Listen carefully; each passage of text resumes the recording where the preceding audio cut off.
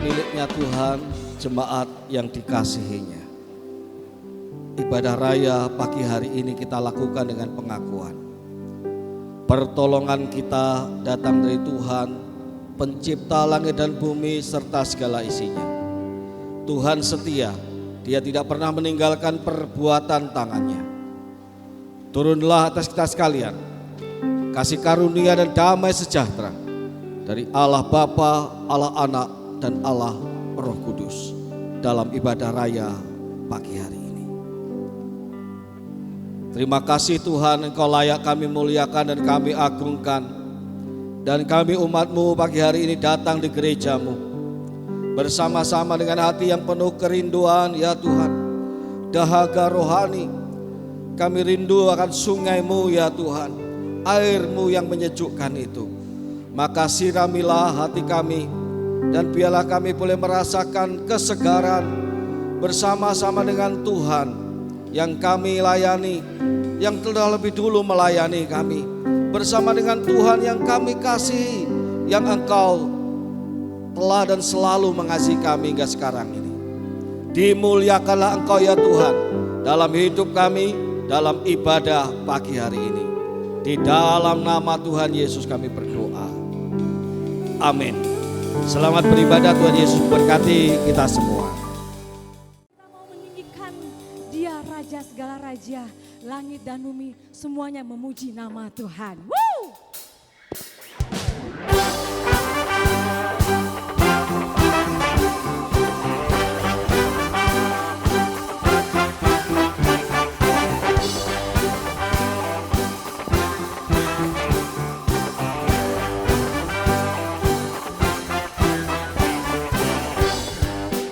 Mari kita bertepuk tangan bersama.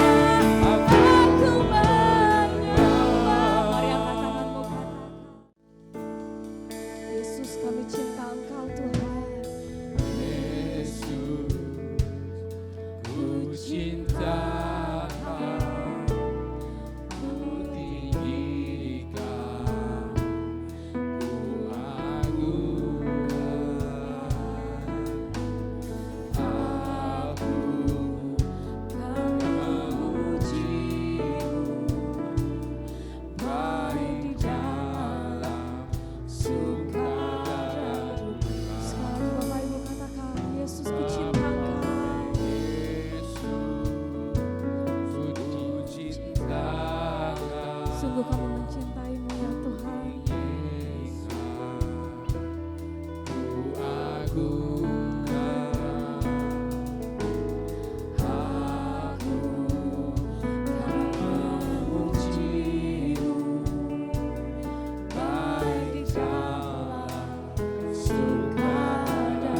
Mari angkat tanganmu katakan, sebab Kau layak terima pujian, sebab Kau layak terima pujian, sebab Kau layak ku agungkan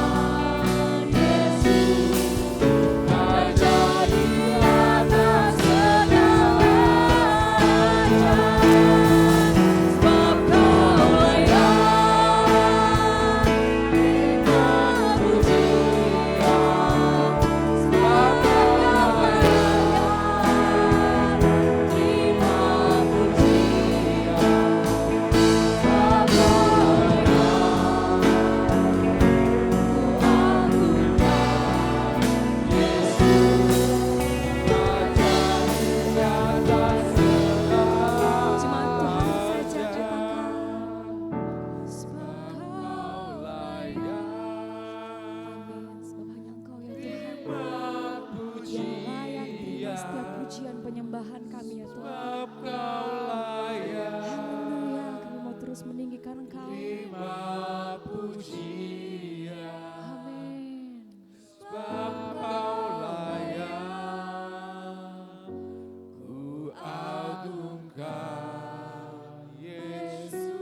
Engkau Raja kami Tuhan. Raja di atas segala raja, Sebab Kau layak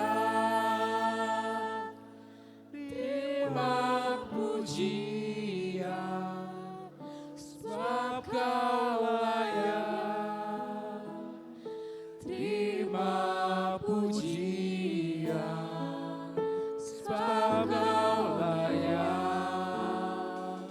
ku agungkan Yesus, Raja di atas segala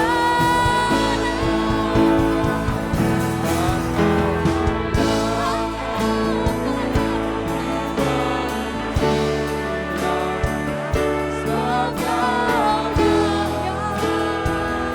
terima pujian, sebab Kau layak ku agungkan Yesus, Raja di atas segala raja, Raja di atas segala raja, Raja di atas segala raja. Sekali Bapak Ibu katakan, Raja di atas segala raja.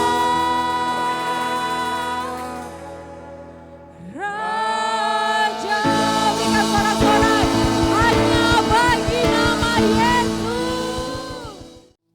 Engkau layak terima pujian penyembahan kami ya Tuhan. Biarlah kami basahi wajah kami dengan air mata kami. Biarlah kami basahi lantai-Mu dengan air mata kami Tuhan. Bukan air mata kesedihan, tapi sukacita yang meluap dari hati kami oleh Roh Allah yang menampakkan kepada kami dan merasakan keagungan Allah yang luar biasa. Berbicara kepada kami ya Tuhan pagi hari ini melalui firman-Mu, supaya kehendak-Mu yang kami nanti-nantikan, rencana-Mu dalam kehidupan kami dan gereja-Mu dinyatakan melalui firman. Allah Roh Kudus, bimbing kami, ajari kami. Kami mau mendengarkan suara-Mu. Kami mau mengikuti pimpinan-Mu. Di dalam nama Tuhan Yesus kami berdoa. Amin. Puji nama Tuhan. Jemaat yang dikasihi oleh Tuhan, hari ini kita akan bersama-sama merenungkan firman Tuhan yang diberi tema bukan penyembah-penyembah sekedarnya. Kita membuka Alkitab kita di dalam Injil Yohanes pasal 4 ayat yang ke-21 sampai ke-24. Injil Yohanes pasal yang keempat ayat yang ke-21 sampai ayat yang ke-24.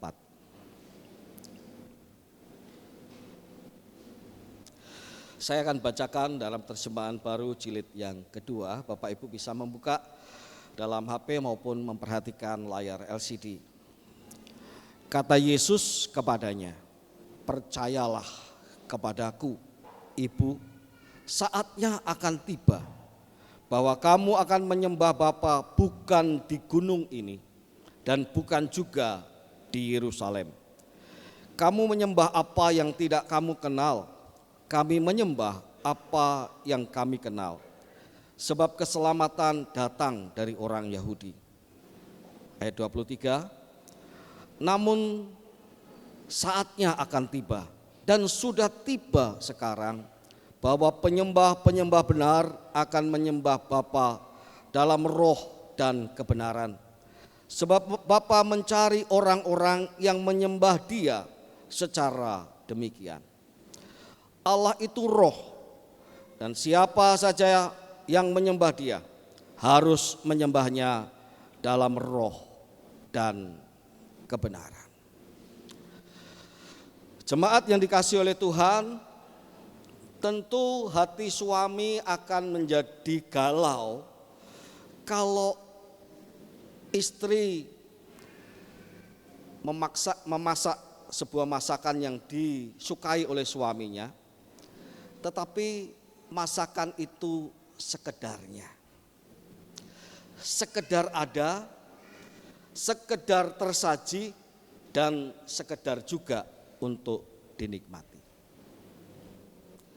Kata suami, "Kok enggak seperti biasanya masakanmu?" "Iya, hatiku lagi sedang kecut kepadamu," katanya begitu. Masakannya dari sekedarnya. Tentu perasaan istri akan galau ketika suami memberikan sebuah pemberian yang dinanti-nantikannya. Tetapi pemberian itu disampaikan dengan sekedarnya. "Nih keinginanmu," kata si istri. "Kok gitu ngasihnya?" "Ya, hatiku udah enak sama kamu." Jemaat yang dikasihi oleh Tuhan, sekedarnya tentu tidak menjadi sebuah apa yang diharapkan oleh seseorang yang menerima sesuatu. Termasuk ketika Tuhan itu menantikan penyembahan kita. Ia sangat merindukan dan menantikan penyembah-penyembah yang tidak sekedarnya. Dalam bahasa Inggris, penyembah yang benar diterjemahkan sebagai true worshipper. Penyembah yang sejati. Penyembah-penyembah itulah yang dikehendaki oleh Bapa. True worshipper. Oh, berarti ada false worshipper. Ada penyembah-penyembah yang palsu, yang tentu tidak dikehendaki oleh Bapa. Hari ini kita mau melihat lebih dulu apa itu penyembahan yang palsu. Kita baca satu contoh yang gamblang, Yeremia pasal 29 ayat yang ke-13. Mohon ditampilkan. Yeremia pasal 29 ayat yang ke-13.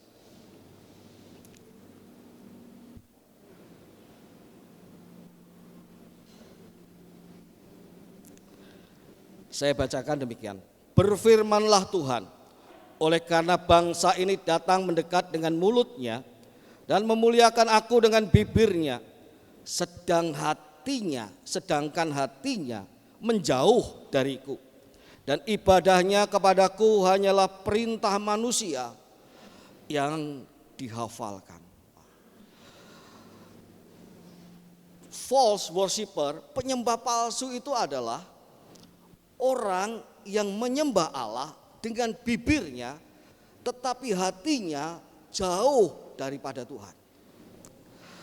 Ketika Tuhan Yesus berkata, akan datang saatnya Ibu, bahwa orang tidak akan menyembah Allah di gunung ini, maksudnya di gunung Gerizim di Samaria, atau di gunung Sion di Yerusalem. Tetapi penyembah-penyembah yang benar akan menyembah Allah dalam roh dan kebenaran.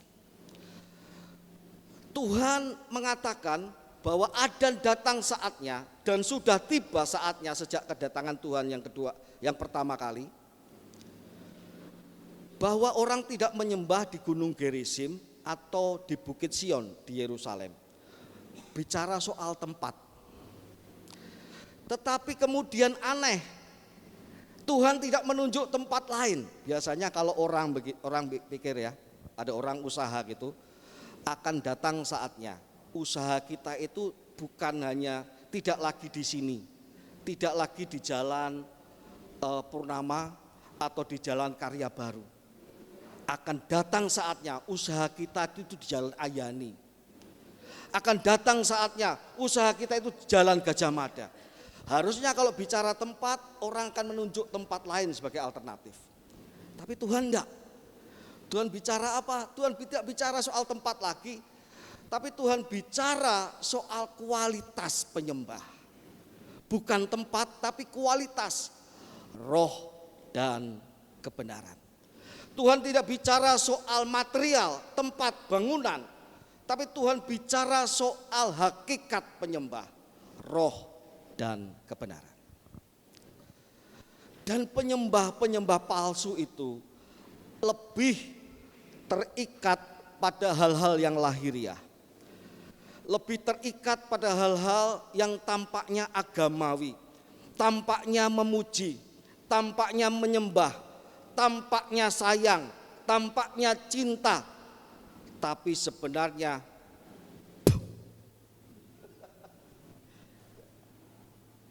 bukan ludah ya Bapak Ibu. Enggak.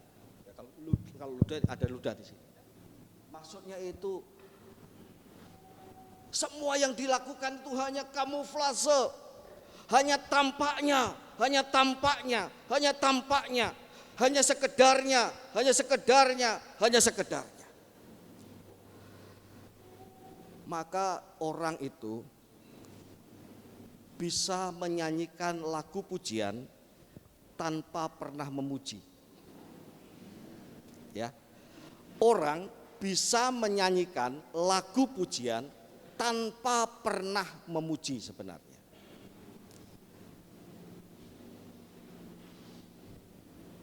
Sama seperti suami, bisa mengatakan kata-kata rayuan, kata-kata pujian kepada istrinya tanpa pernah sungguh-sungguh mencintai istrinya.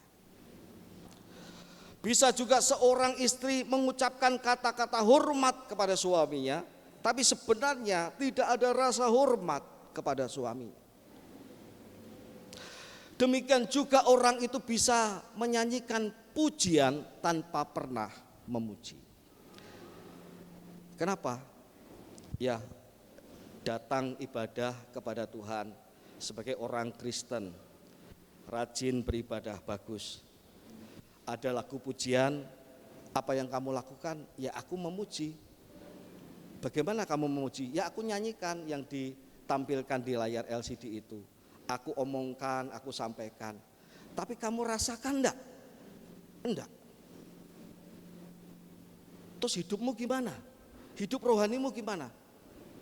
Itulah saya ini masih bergelut dengan kehidupan duniawi.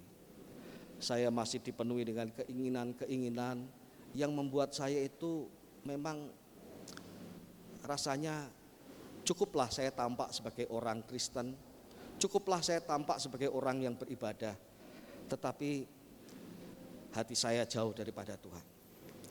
Oh puji Tuhan, kalau itu disadari masih puji Tuhan.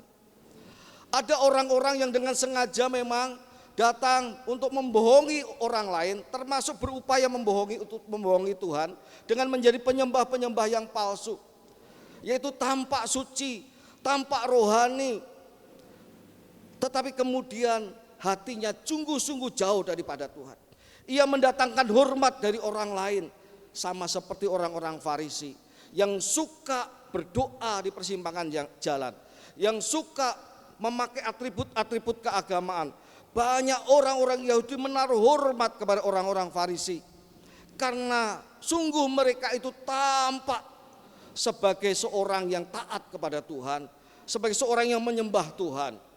Tapi Tuhan katakan apa? Kamu itu seperti kuburan. Kalau Tuhan ngomong ini ya keras seperti itu ya. Kamu ini seperti kuburan. Tampak bagus di luar, tapi di dalamnya isinya adalah kerangka. Tidak ada apa-apanya. Jemaat yang dikasihi oleh Tuhan, orang penyembah palsu, ia menyembah dengan bibirnya. Ia memuji dengan bibirnya, tapi hatinya jauh daripada Tuhan. Akibatnya apa? Yang kedua, penyembah palsu sekaligus sebagai yang kedua. Penyembah palsu tidak akan pernah menjadi orang-orang yang sungguh surrender, menyerah, tidak akan sungguh-sungguh submisif kepada Tuhan, merendahkan dirinya di hadapan Tuhan. Tidak akan sungguh-sungguh bisa. Sebab menyembah sendiri dari bahasa Yunaninya proskuneo, tahu artinya? Artinya ya menyembah. Artinya itu kalau dalam dilakukan secara badani, proskuneo itu berlutut, kneel down. Tapi juga proskuneo itu bisa berarti bow down, bersujud. Apa arti gerak badan ini? Perendahan diri, menyerahkan diri, mengakui orang yang di hadapannya. Dan secara kiasan apa artinya proskuneo? Mencium. Ketika iblis memberikan pencobaan kepada Tuhan, diperlihatkanlah kerajaan dunia. Lalu iblis berkata, engkau lihat kemuliaan dan kekuasaan itu akan kuberikan kepadamu asal kamu menyembah aku. Yang dikehendaki iblis apa? Tuhan cukup berkata, oh baik, aku mau menyembah kamu, tetapi aku tidak sungguh-sungguh menyembah. Aku coba katakan, terpujilah engkau iblis, tapi hatiku tidak loh. Apakah iblis itu yang dimaksudkan oleh iblis? Enggak. Iblis itu memaksudkan supaya Tuhan Yesus sungguh-sungguh mencium dia, tanda takluk, sama seperti seorang ayah dicium tangannya oleh anaknya. Tanda hormat, sama seperti seorang kaisar yang ketika panglima perangnya datang, panglima perangnya berlutut, lalu sang kaisar mengulurkan tangannya, dan panglima perang yang pulang dengan kemenangan itu mencium tangan kaisar. Dengan arti apa? Semua kemenanganku di medan perang ku persembahkan untukmu, hai kaisarku. Dia tidak mengambil apa-apa, cuma demi hormat kaisarnya. Menyembah itu mencium. Maka yang dituntut oleh iblis kepada Tuhan, ciumlah aku. Kira-kira seperti itu. Tuhan berkata, enyahlah iblis. Ada tertulis, hanya kepada Allah saja engkau menyembah. Tidak ada yang lain. Jemaat yang dikasihi oleh Tuhan, dari dua hal ini kita akan melihat bagaimana Tuhan mengajak kita menjadi penyembah-penyembah yang benar. Penyembah-penyembah yang benar itu sudah dimulai 2000 tahun yang lalu sejak Tuhan Yesus datang. Ketika ia berkata dalam Yohanes pasal yang keempat tadi, bahwa akan datang saatnya, dan saat itu sudah datang sekarang ini. Sudah tiba sekarang ini. bahwa penyembah-penyembah yang benar akan menyembah Allah di dalam roh dan kebenaran. Apa artinya menyembah dalam roh dan kebenaran? Artinya menyembah dalam persekutuan dengan roh dan kebenaran. Persekutuan, berelasi, bersekutu, kongsi ya, bukan gongsi ya, kongsi, bekerja sama, bersekutu, terikat sebagai satu bagian bersama dengan roh dan kebenaran. Maka Tuhan pernah berkata, aku pokok anggur, kamu ranting-rantingnya. Tidak ada ranting yang bisa berbuah sendiri kalau ia tidak tercacak pada pokok anggurnya. Maka biarlah engkau di dalam aku dan aku di dalam engkau, maka engkau akan berbuah banyak. Sebab di luar aku kamu tidak dapat berbuat apa-apa. Itu namanya persekutuan antara pokok anggur dengan rantingnya. Itu persekutuan. Bersekutu dalam roh dan kebenaran. Apa artinya? Bersekutu dengan Roh Kudus dan dalam firman Tuhan. Kebenaran itu adalah firman Tuhan. Kebenaran itu adalah Yesus Kristus, sebab Yesus adalah firman yang menjadi daging. Semua yang dikatakan Yesus adalah kebenaran. Semua yang diteladankan Yesus adalah kebenaran. Tidak ada yang bukan kebenaran dari setiap gerak-gerik Tuhan Yesus Kristus. Maka bersekutu dengan roh dan kebenaran sebenarnya bersekutu dengan firman, dengan Yesus dan dengan Roh Kudus. Jemaat yang dikasihi oleh Tuhan, dan itu sudah dimulai. Maka untuk menjadi penyembah, kita tidak perlu pergi ke Yerusalem, tidak.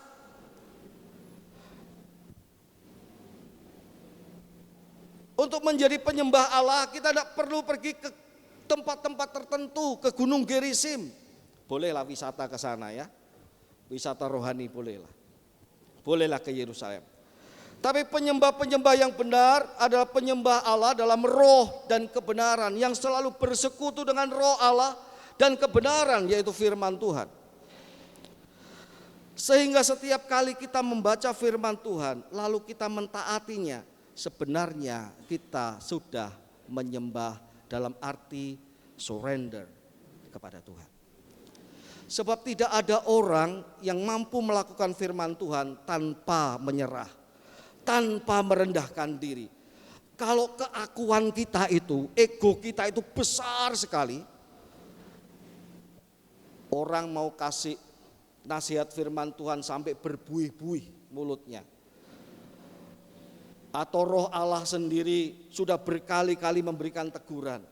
Tidak juga dia mau ikut, tidak juga ia mau nurut. Maka ketika seorang itu bersekutu dengan firman, ia sudah mesti dimulai dengan tanda penyerahan. Apa yang kau katakan dalam firman-Mu ya Tuhan, aku akan berserah dan mengikuti kehendak-Mu. Dan Roh Kudus sendiri adalah roh yang mendatangkan keinsafan. Sebab orang tidak mungkin melakukan firman Tuhan tanpa keinsafan. Bukankah ketika Roh Kudus datang, ia akan menginsafkan dunia akan dosa, ya. Artinya tanpa Roh Kudus setiap orang tidak akan pernah insaf akan kesalahan dan dosanya. Ia tidak akan tahu bahwa ia berbuat salah. Andai kata ia tahu berbuat salah, ia tak tahu jalan keluar, bagaimana keluar dari tabiat-tabiat dosanya. Ia menjadi orang yang tidak pernah mengalami sentuhan roh Allah dan perubahan atau pemulihan yang dikerjakan oleh roh Allah. Sehingga kemudian dampaknya juga sama. Ia tidak bisa bersekutu dengan firman, sebab firman Allah bagaikan sebuah cerita saja baginya. Tapi setiap orang yang mau bersekutu dengan firman Tuhan dan ada roh Allah yang membawa dia dalam penyerahan diri kepada Tuhan, mau taat kepada Tuhan, disitulah penyembahan dimulai. Maka saya menyarankan kepada jemaat, bukan saran ya, tetapi sebuah ajakan. Mari dekat dengan firman Tuhan, dekat dengan Roh Allah setiap hari. Kalau di gereja ini menyediakan benih firman yang dibagikan setiap hari melalui WA, grup. Dengarkan benih firman itu bukan sekedarnya, tapi sebagai seorang penyembah. Apa yang kau mau katakan ya Tuhan.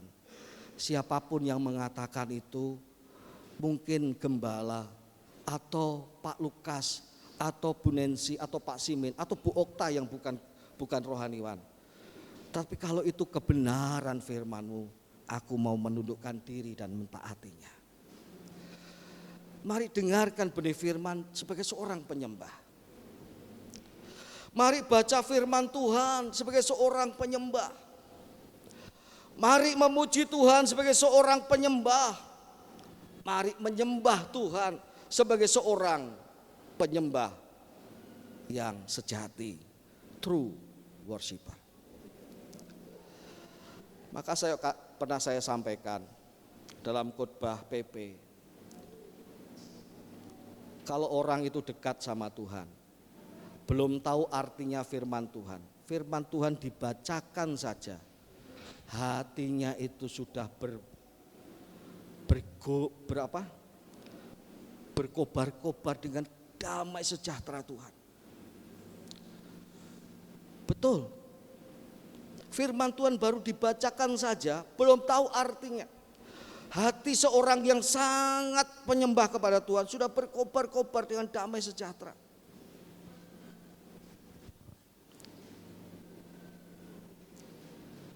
Apalagi kemudian firman Tuhan itu dijabarkan.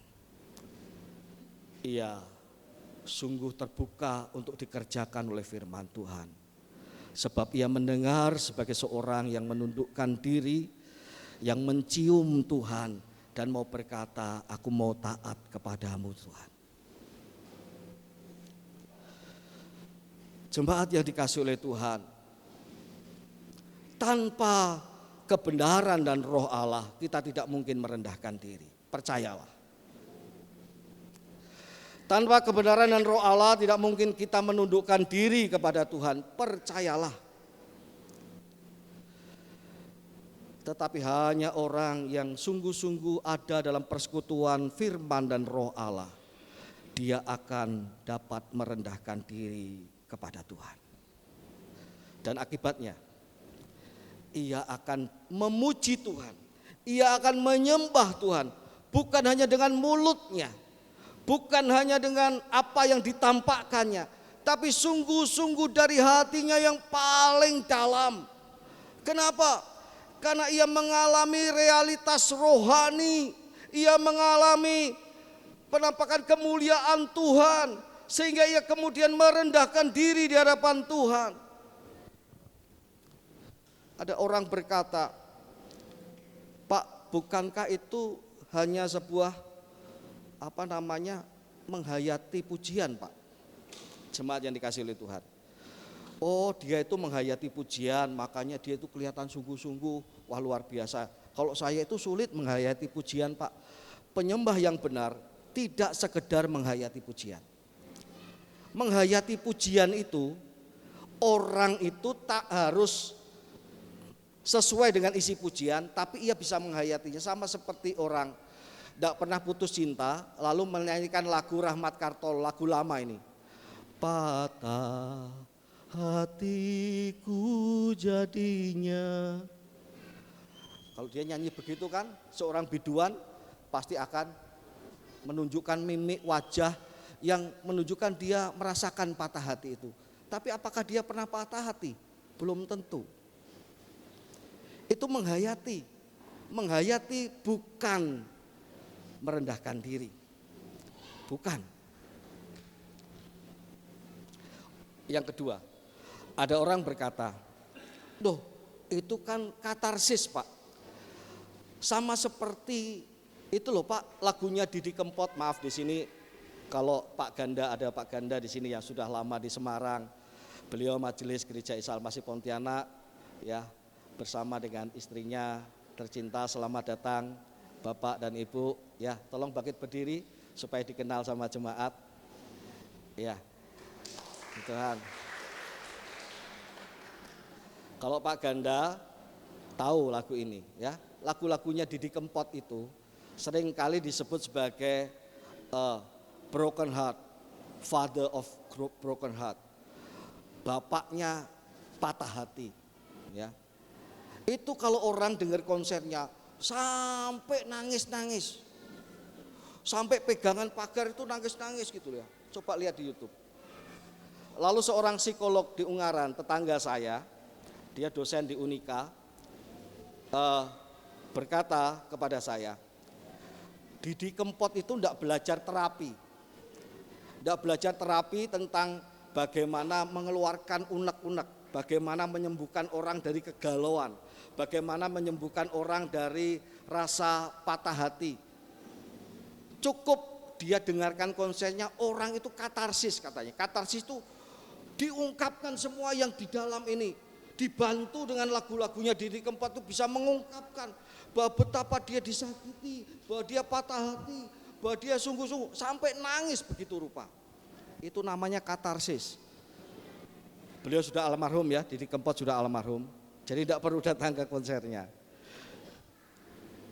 Sampai orang itu bisa sembuh dari sakit psikologisnya dengan datang di konser itu. Kata psikolog ini. Tetapi menyembah Tuhan, merendahkan diri bukan katarsis.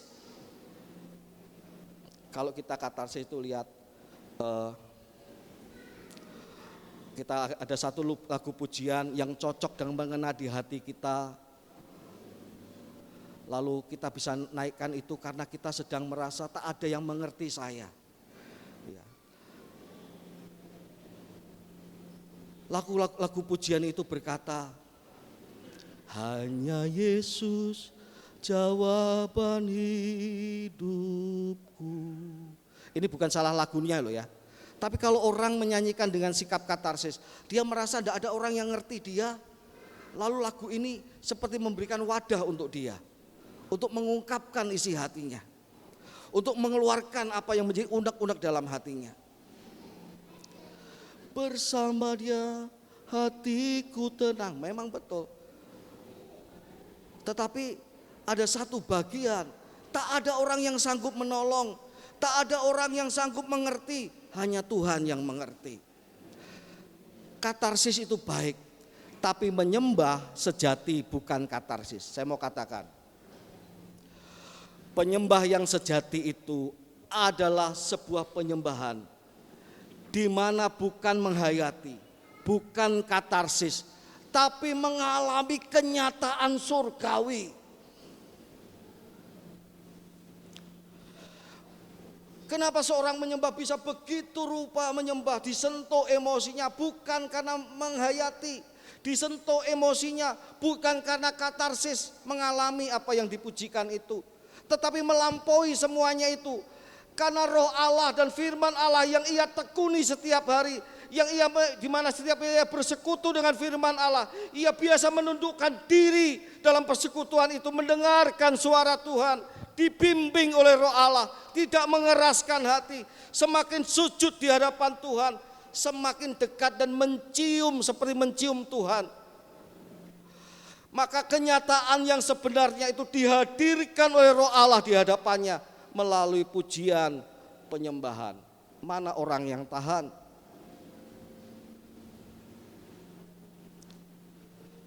Kenyataan surgawi itu maka adalah kepujian. Sukacita surga yang kurasa sekarang ini lagu lama. Ada lagu baru dari Sukacita surga juga. Sukacita surga itu yang ditampakkan, dihadirkan oleh Roh Kudus, sehingga kita itu melihat Tuhan, sesungguhnya aku ini hanya bayangan. Sesungguhnya aku ini hanya bayangan, Engkaulah kenyataan sebenarnya.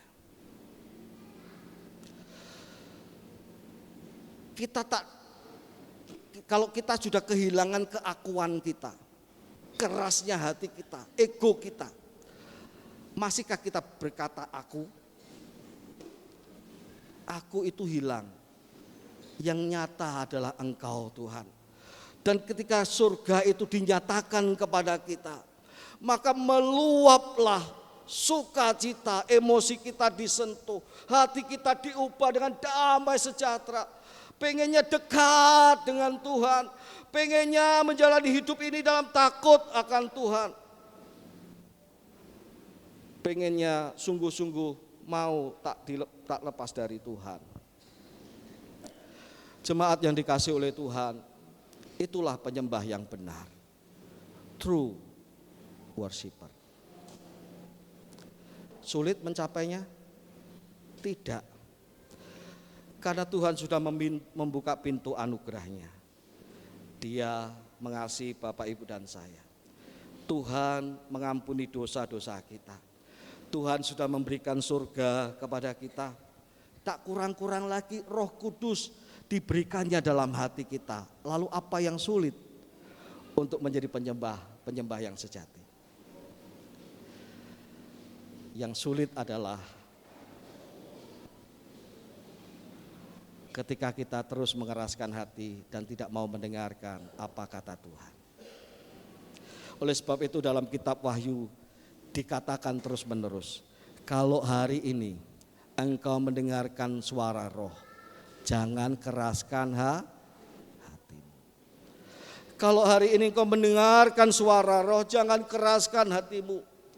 Buka hatimu, maka engkau akan mengalami yang namanya surrender. Engkau akan mengalami yang namanya kedekatan dengan Tuhan. Engkau akan mengalami yang namanya setiap hari ada dalam persekutuan dengan Tuhan.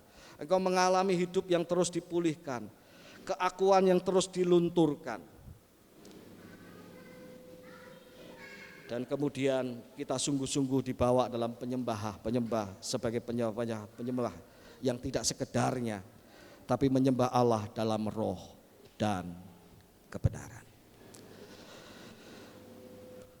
Pak, kalau saya sudah menyembah Allah dalam roh dan kebenaran, apakah saya kehilangan daya semangat untuk menjalani hidup di dunia ini? Oh enggak. Satu ayat lagi. Injil Matius pasal 23 ayat 12. Tolong ditampilkan. Injil Matius pasal 23 ayat 12. Injil Matius pasal 23 ayat 12.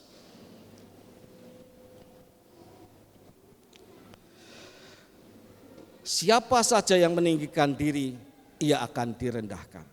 Dan siapa saja yang merendahkan diri, ia akan ditinggikan. Siapa yang merendahkan diri? Orang berdosa tidak mampu merendahkan diri. Orang yang egonya tinggi, keakuannya tinggi, keras hatinya, tak bisa merendahkan diri. Percayalah.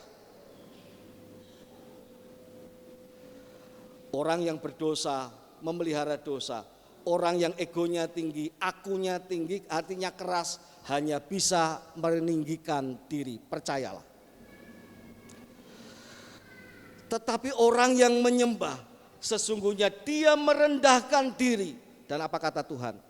Barang siapa meninggikan diri, ia akan direndahkan. Dan siapa merendahkan diri akan ditinggikan. Artinya orang yang menaruh perhatian pada firman, hidup dalam persekutuan dengan Roh Allah. Setiap hari ia mau nurut dengan apa yang Tuhan katakan. Bukan aku lagi yang penting, tapi kehendak-Mu jadi dalam hidupku ya Tuhan. Orang itu akan ditinggikan. Jadi bawalah ini dimanapun kita berada. Di kantor kita bekerja, bawalah sebagai seorang penyembah di sana. Dalam melakukan bisnis kita, berbisnislah sebagai seorang yang menyembah Tuhan. Sebagai seorang yang melakukan pekerjaan, bekerjalah sebagai seorang penyembah. Sebagai guru-guru yang menyembah Tuhan. Maka apa yang tak pernah engkau pikirkan Tuhan sediakan untuk kamu. Kesulitan, pergumulan tidak menjadi sesuatu hal yang terlalu mengerikan untukmu. Sebab apa? Aku ini penyembah. Aku hanya tahu menundukkan diri di hadapan Tuhan adalah bagiannya untuk meninggikan aku. Hanya bagian Tuhan untuk meninggikan kita. Bagian kita adalah merendahkan diri sebagai penyembah kepada Tuhan. Purbaya, Menteri Ekonomi yang baru, berkata demikian. Dengan gaya lucunya itu ya, gaya lucu dan koboynya, dia berkata begini. Setiap tahun kita itu tidak pernah ada namanya tentram. Karena selalu ada yang namanya ketidakpastian global. Padahal dia berkata, saya ini pengajar. Tiap tahun tulisan tentang ketidakstabilan global mendunia ini terus muncul dari tahun ke tahun. Ada ketidakstabilan, ada ketidakstabilan, ada ketidakstabilan, ada ketidakstabilan. Lalu ia bertanya, berarti itu sudah biasa, tidak perlu kita dengar, tidak perlu kita terlalu risau. Yang penting bagaimana kita menyikapi dengan kebijakan fiskal yang tepat, katanya seperti itu. Ya, moga-moga beliau dipakai untuk menyehatkan ekonomi, keuangan Indonesia, moga-moga. Tapi yang mau saya katakan apa? Bapak Ibu, orang banyak berkata, di gereja itu selalu bicara masalah hidup, masalah keluarga, masalah ekonomi, bisnisku. Pak tolong doakan, Pak supaya baik-baik, Pak aku diberkati puji Tuhan, Pak ini sedang ada aku sedang mengalami kerugian dan lain sebagainya. Artinya hidup dengan masalah-masalah itu biasa Bapak Ibu. Percayalah, betul? Hidup dengan masalah-masalah itu biasa. Tetapi jawabannya sesungguhnya adalah bagaimana kita hidup melampaui semua masalah itu. Jawabannya apa? Jadilah true worshiper, maka engkau akan diangkat oleh Tuhan. Jadilah true worshiper, penyembah-penyembah yang sejati, yang sungguh-sungguh tahu artinya merendahkan diri dan mengalami realitas surgawi, sehingga apa yang kau alami di muka bumi ini tidak terlalu menggerogoti hatimu dan perasaanmu serta pikiranmu. Sebab engkau percaya, Dia yang aku cium, Dia yang aku sembah, tidak tinggal diam. Amin. Mari jadi pemenang-pemenang dengan cara menjadi true worshiper. Saya rindu mulai besok hari Senin dengarkan benih firman sebagai seorang penyembah. Sediakan waktu 5 menit, tidak mengerjakan apa-apa. Duduk dengarkan benih firman itu. Doakan bersama-sama yang menyampaikan benih firman. Lalu katakan, doa lagi Tuhan, biar apa yang dikatakan firman-Mu jadi dalam hidupku. Biarlah roh Allah mengubah aku sesuai dengan firman-Mu. Kita sudah belajar menyembah Tuhan sebagai penyembah yang sejati. Kalau ada yang namanya belum tercantum di benih firman, silakan bisa minta pada Bu Nancy untuk dimasukkan dalam grup benih firman. Saya tidak mengagungkan atau mendewakan benih firman. Kalau ada di antara saudara yang biasa untuk melakukan saat teduh dengan membaca firman Tuhan secara pribadi, lakukan itu. Tapi kali ini saya mengajak, jangan sekedar membaca atau kejar tayang, jangan. Kejar tayang hari ini harus 2 pasal. Tapi baca dan alami, hayati, rindukan bahwa apa yang Tuhan firmankan terjadi dalam hidup kita. Biar kehendak Tuhan yang mengubahkan kita menjadi semakin berkenan kepadanya. Rendahkan diri, jadilah penyembah-penyembah yang bukan sekedarnya.